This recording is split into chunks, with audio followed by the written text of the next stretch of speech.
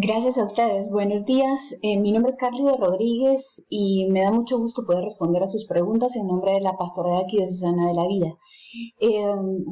Me voy a tomar la libertad de ir leyendo las preguntas que me facilitaron ahora y empiezo con la primera. ¿Qué relación hay entre la bioética y la ética cristiana?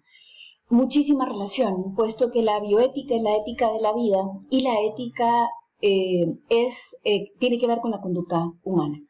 Y la bioética es usada normalmente con relación a los avances tecnológicos en medicina y biología, y es muy importante ante esas capacidades, ante ese poder, que nos preguntemos, que el ser humano se pregunte hasta dónde, cuál es el límite, hacer ese discernimiento entre lo bueno y lo malo, aunque el objetivo sea pues muy noble.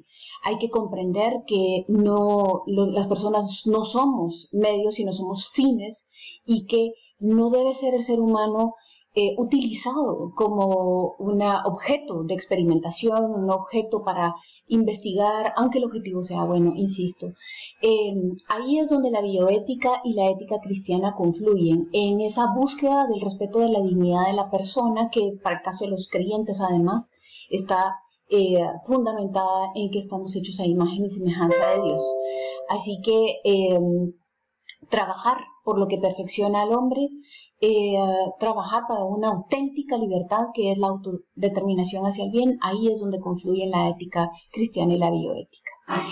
La segunda pregunta, dice su pregunta,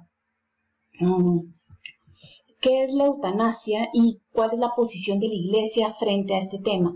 Bueno, se ha demandado como un derecho, mal llamado derecho en realidad, la capacidad de terminar la vida propia o ajena cuando se quiere evitar los sufrimientos, el dolor.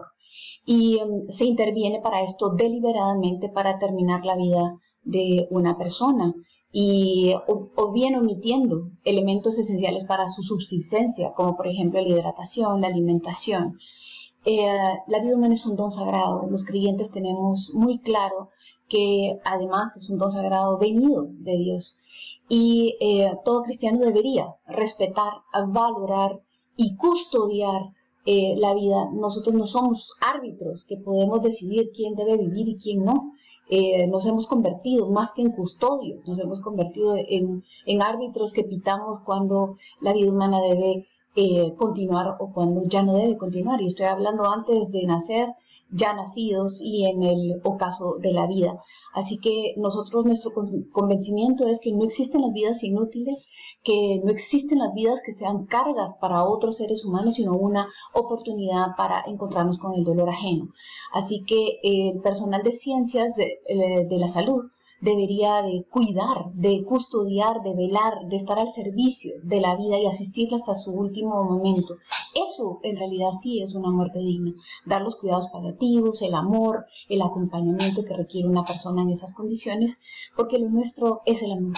Nosotros podríamos llegar a menospreciar tanto la vida que aún en el caso de no nacidos, de niños nacidos, o de cualquier otra persona que tenga alguna condición que implique sufrimiento, podríamos nosotros pitar como un árbitro para cesar su vida, y eso jamás puede ser un derecho.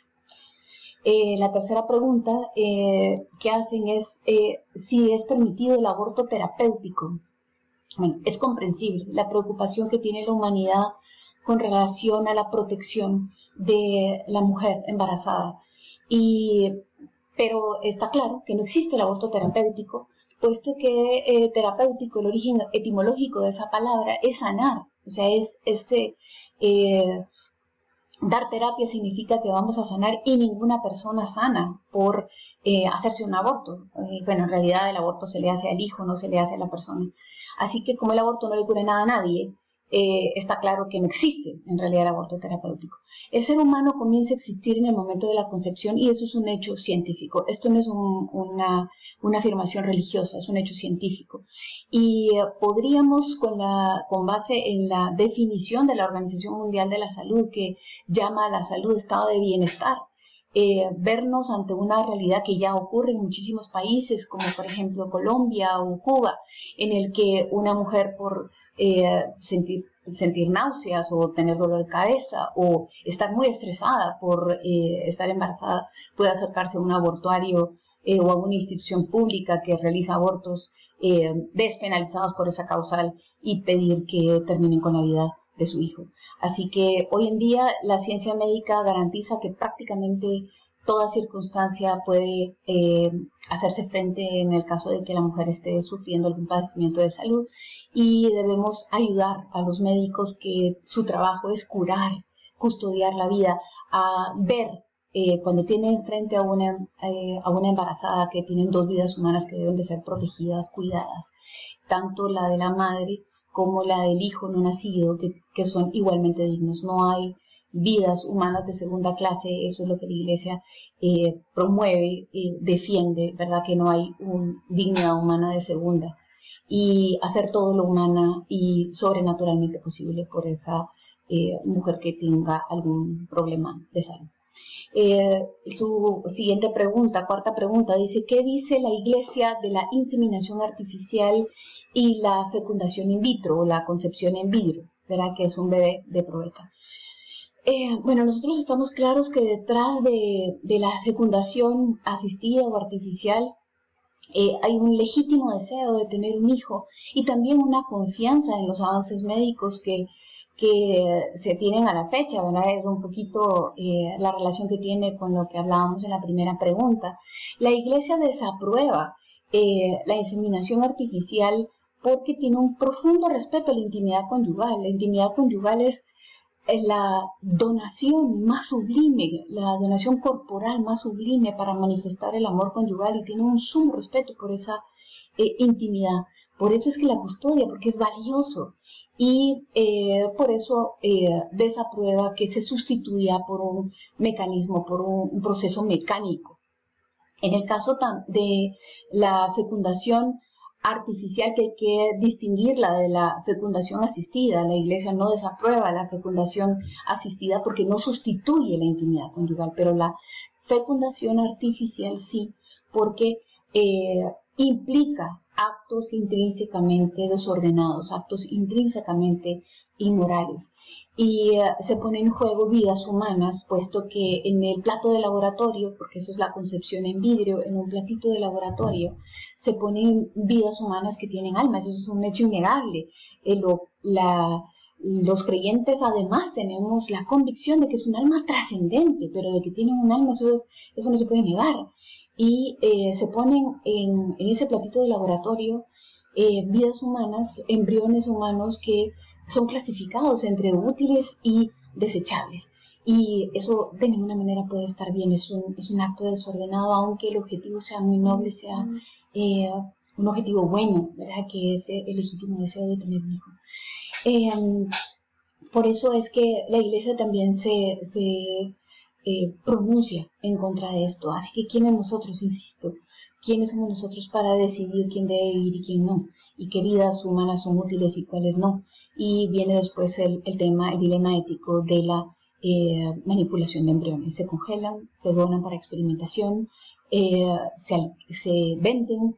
Entonces la Iglesia desea que valoremos, que amemos y custodiemos cada vida humana, porque por su dignidad a imagen y semejanza de Dios.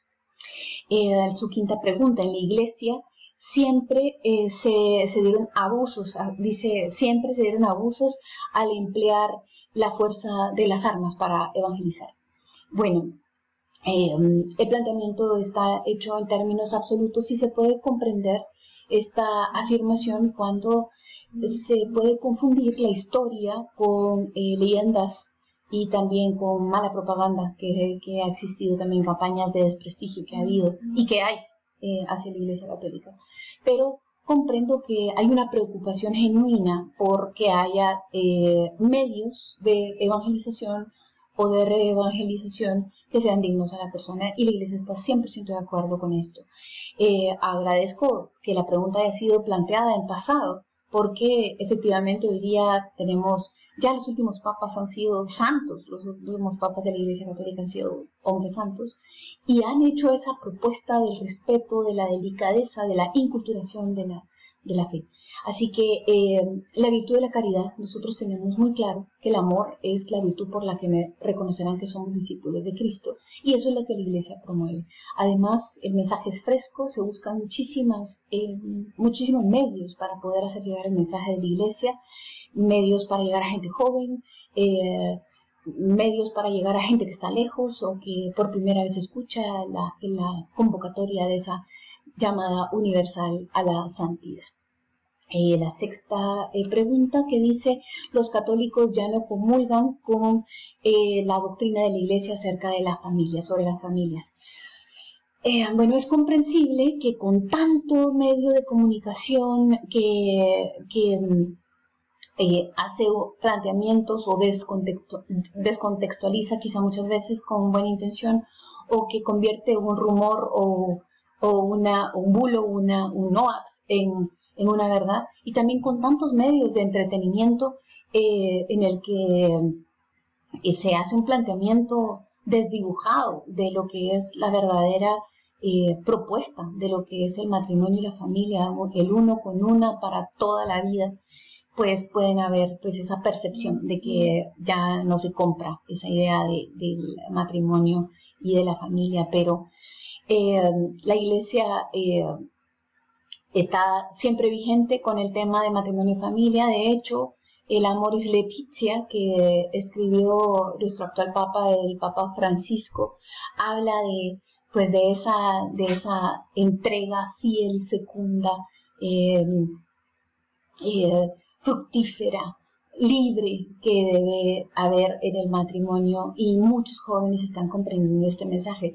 Nosotros en Guatemala tenemos 7 de cada 10 habitantes tienen menos de 35 años y hemos visto esa respuesta. 9 de cada 10 habitantes son cristianos y 7 u 8 de cada 10, porque hay estadísticas que están entre esos dos índices, afirma que la fe tiene mucho que ver con las decisiones que toma.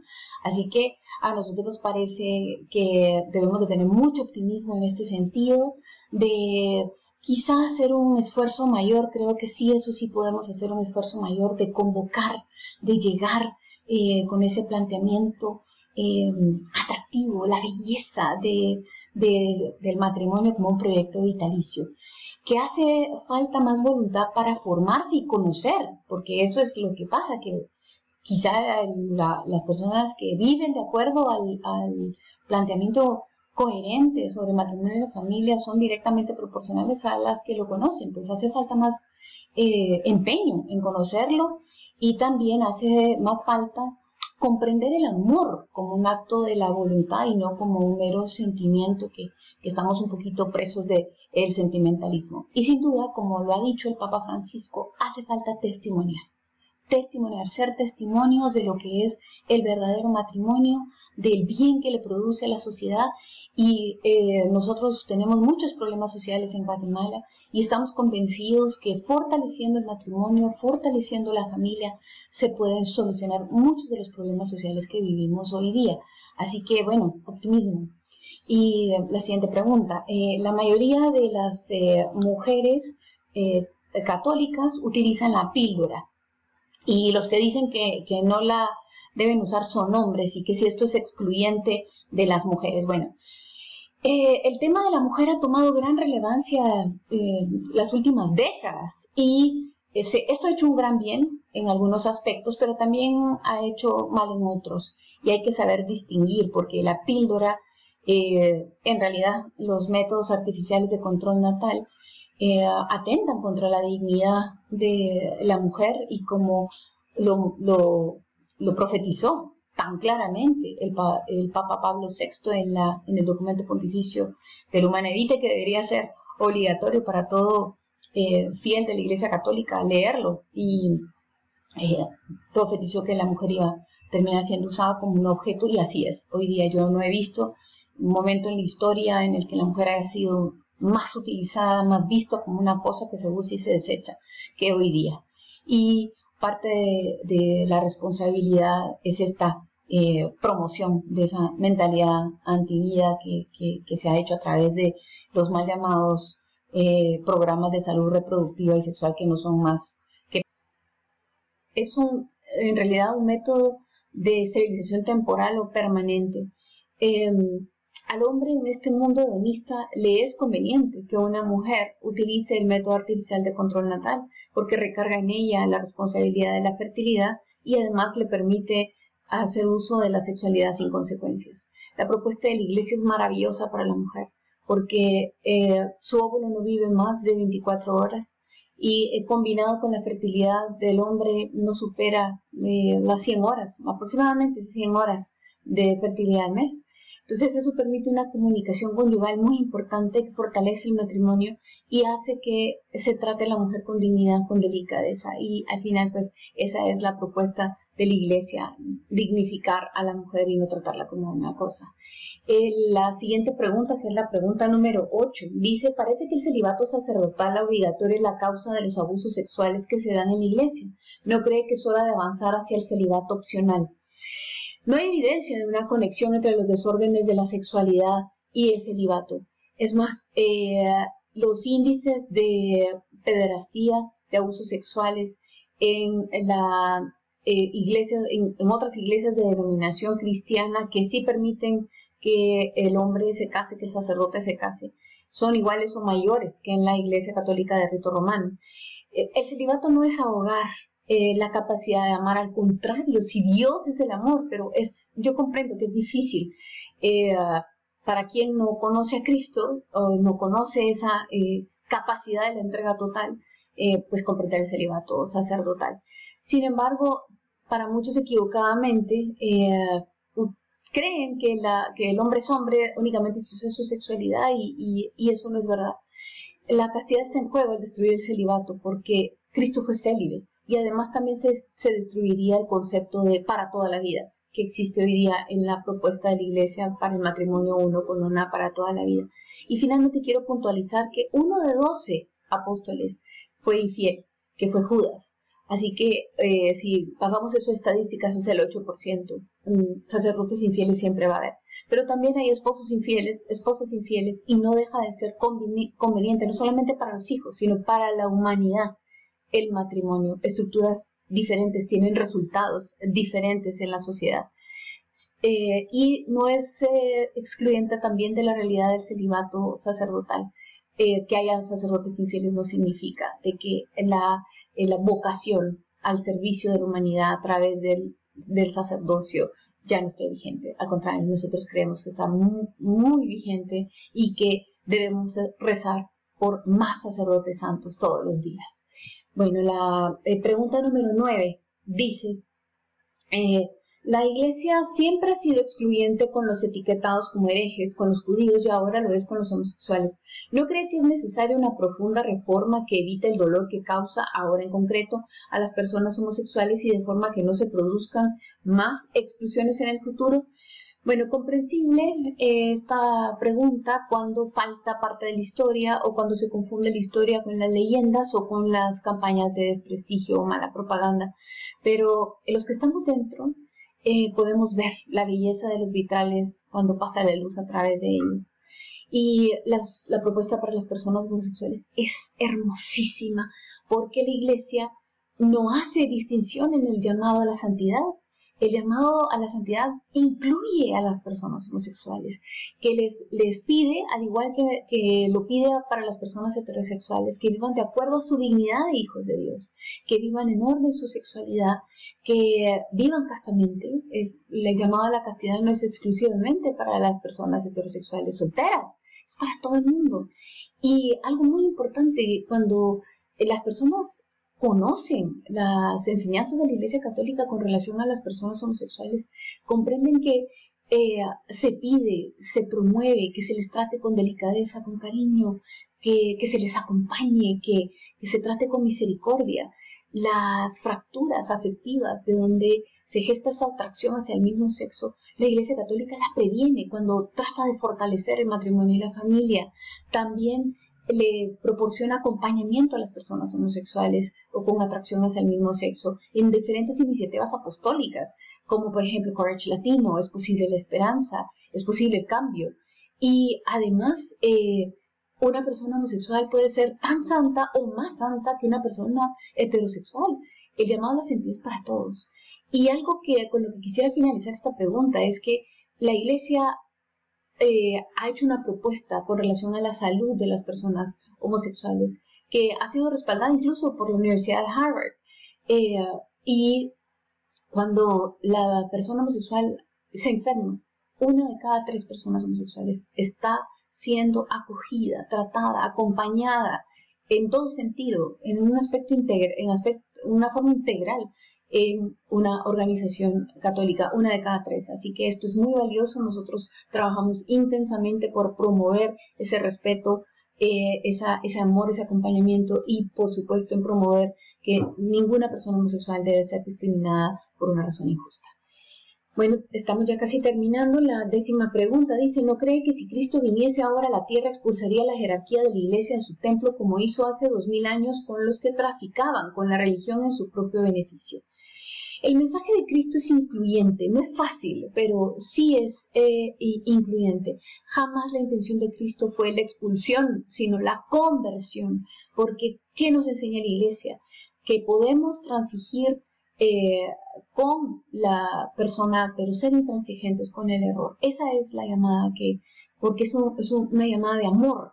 Y ¿qué quiere uno sino que las personas sean todas muy buenas, muy santas, que puedan vivir de acuerdo a su dignidad de hijos de Dios?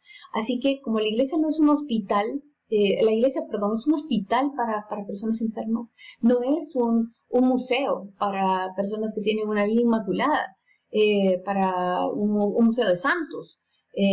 Y como Cristo murió en la cruz por nuestros pecados, no porque nosotros no cometiéramos errores o no tuviéramos miserias o no pecáramos. Así que si fuese por un tema de miserias, defectos, errores, seríamos muchísimos, si no todos los expulsados, incluyéndome. ¿Que podemos hacerlo mejor? Sí. Que la iglesia está siempre en el ojo del huracán, en el epicentro de los medios de comunicación, sí, también es verdad, posiblemente por nuestras fuertes convicciones en cuanto a moral sexual, que al fin es por la grandeza de la persona que se persiguen.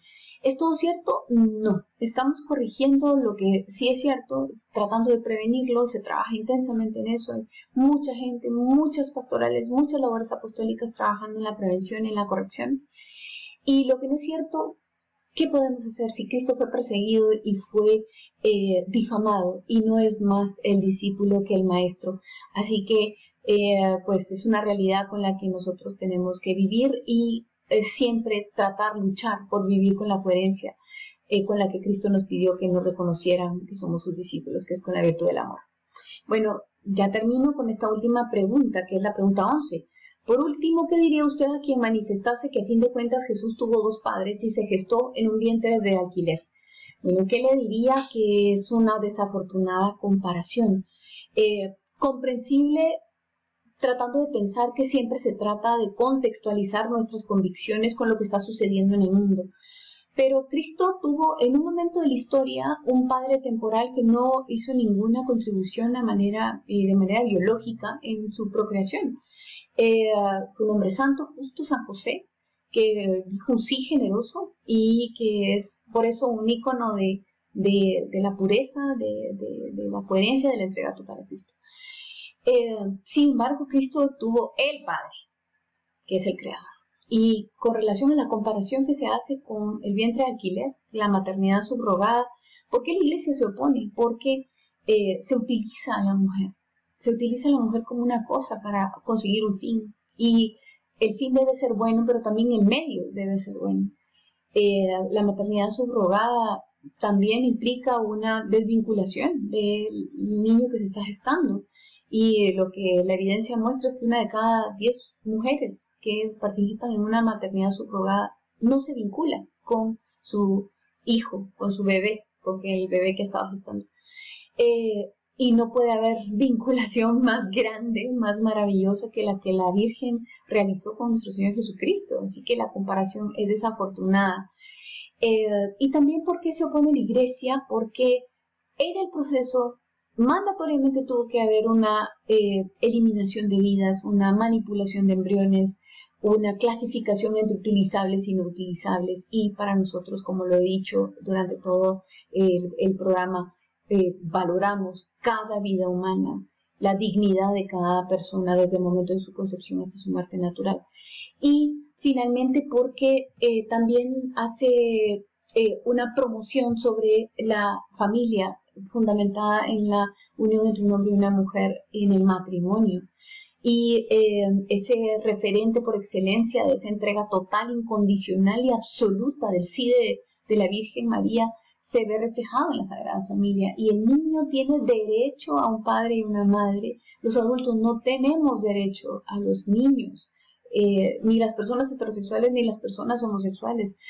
Es el niño que tiene derecho a una madre y a un padre, y por eso la Iglesia promueve el matrimonio, promueve la familia, no solamente porque le hace un bien a la humanidad, y es posible, sino también porque es el designio divino. ¿Y qué quiere la Iglesia sino defender lo valioso? Así que si la Iglesia defiende eso, pues está haciendo un buen trabajo, y lo tendremos que hacer contracorriente y pues siguiendo corrigiendo pues nuestros errores y fortaleciendo nuestros aciertos. Gracias por el tiempo que me permitieron pues plantear la postura de la Iglesia en estos temas que están en boga.